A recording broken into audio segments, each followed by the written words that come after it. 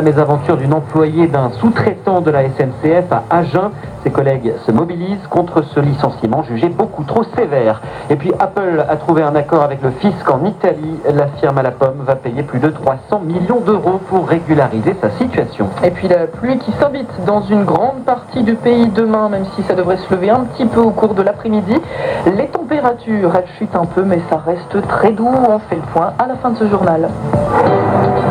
France Info, Nicolas Olivier. Un nouvel an pas comme les autres à Bruxelles. La capitale belge renonce ce soir à l'ensemble des festivités prévues pour le 31 décembre, notamment le traditionnel feu d'artifice place de Brouckère.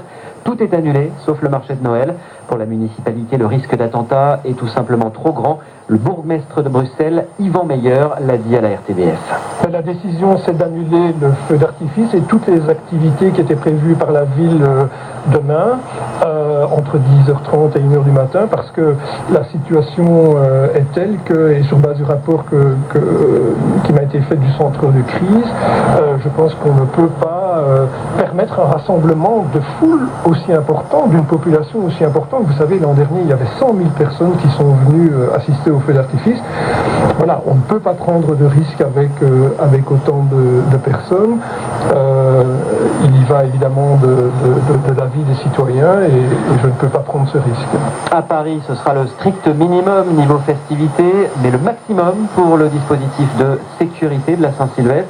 11 000 hommes seront sur le pont dans la capitale et la Petite Couronne au lieu de 9 000 l'an dernier. Chiffre global qui comprend les militaires, policiers, pompiers, services de secours, agents municipaux et personnel SNCF et RATP. La piste criminelle privilégiée après un début d'incendie au palais de justice de Douai. Cela s'est passé tôt ce matin au sous-sol du bâtiment.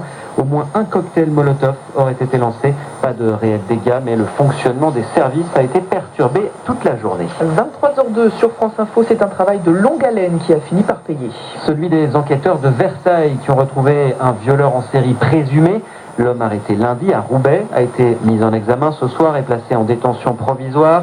Les policiers le soupçonnent d'être l'auteur de 33 viols, tentatives de viol et agressions sexuelles à la fin des années 90 dans l'Essonne. Comme souvent dans ce genre d'affaires, c'est l'ADN qui a été l'élément clé. Le procureur d'Evry, Éric Lallemand.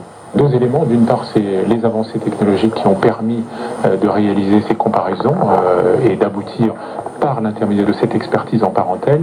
Et puis d'autre part, je crois qu'il faut vraiment le souligner, la ténacité à la fois du juge d'instruction et des enquêteurs du service régional de police judiciaire de Versailles qui ont été remarquables pour ne jamais lâcher les recherches qui avaient été lancées.